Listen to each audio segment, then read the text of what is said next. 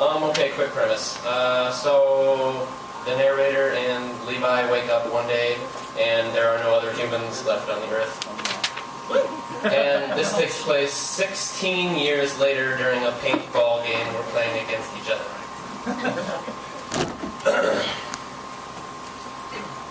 The door suddenly receives resistance. Not much. My face goes to the floor, and through the bottom crack I see the legs of the bed, the boxes under it, mouse poop, shredded bits of paper and fabric. No toys or books blocking or touching the door, no carpet. In the hinges crack against the very top of the door frame there, I see a metal string, and barely, something olivey green. Slight scratches in the paint show silver steel underneath.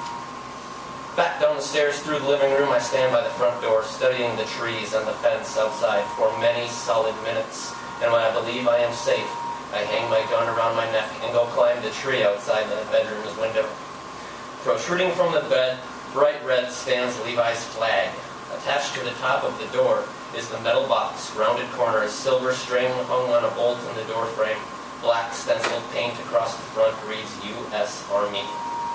The paint grenades I have are from that armory by Los Angeles. They are black, rubbery, and one-time use only. Why would this one be real? Levi would know he isn't stupid, and he wouldn't be trying to kill me. Why would he? He wouldn't. We've settled our debts. We both have scars. I had taken years to build this garden around my California house. High stone wall around it, dirt pushed up against the wall, sloping down to a nice, perfect, flat lawn, and then the house. 5 years later, the trees were full and tall, the shrubs as big as they were likely to get, the vines crawling up and over the archways, intricate rock paths everywhere. I furnished that house with rich people rugs and curtains. I built shelves up every wall in the living room, filled it all with books. I hauled couches, chairs, tables, dressers, everything, paintings from art museums and people's houses. I owned so much shit, and the best part was I never had to lock my door. In all my life, I had never created something so grand, especially by myself and for nothing but myself. Levi and I have both changed a lot since humanity ended, but I noticed it in him one night when we were sitting at my Wyoming house. Under the stars, tipping back decent amounts of very good scotch, we talked, but his tone had become colder. He listened more than spoke. I talked to my dogs, Sam at that point, all the time, but dogs do not talk back. Levi's increased silence irked me, and our drinking became belligerent. Part of me was glad when he left again. I knew I'd see him at his house in Cambria in a few months, but on my way there, I stopped by my California property and found it decimated. He had driven a road grader through my garden, flattened it, and burned my house down.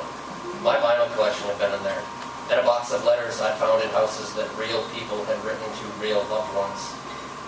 I promptly drove down the coast of Cambria where Levi and Buck, sure enough, were relaxing on the lawn right in front of his little townhouse.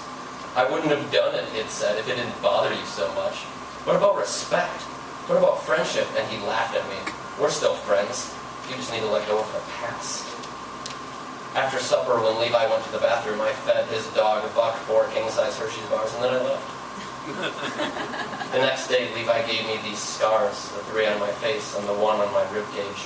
He left me on the ground and took Sam out back and gave him 6 bullets. I drove back to Minnesota and burned Levi's parents' house down, but not before I'd gone inside and saved the picture books and his box of childhood toys from the basement. I only hit him 4 houses down, but to this day he still doesn't know. We'd reconciled in Wyoming months later. He apologized, but admitted that he was not sorry. He said, I almost killed you. I know. And now, 5 years later, has he changed his mind? My head whips around to scan the yard again. The grass is quite long. Levi could be anywhere behind that hedge fence with a thick, dark forest touching it all around. I feel as if I will never know. And we are so used to that feeling. It weighs on me now, on and off throughout life like the rest of our traumas. I know someone is watching me. Gut notions this strong can't be purely born of uncertainty and suspicion. The prickling in the back of my mind knows that the unknown is still out there. It is in the mirror, underneath every creaking stair, sticking its head out behind every tree, breathing in tune with the wind just behind my ear. 16 years and we haven't seen another human being, but there could still be one. Whatever force had done this to humanity, why leave 2 people behind? If the Bible's reaping had actually occurred, God couldn't possibly have deemed Levi and I to be the only sinners. What if God left two women together as well? Two Adams, two Eves, left them on the East Coast and us on the West.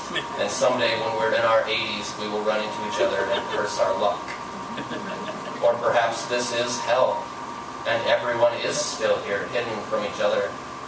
The hairs on my neck that prickle up when my fear does could be me interdimensionally standing inside another soul. And the shadow in every mirror is the devil himself, reminding us that we are indeed alone. Nonetheless, I have been in this tree, a sitting duck, and have not yet been shot.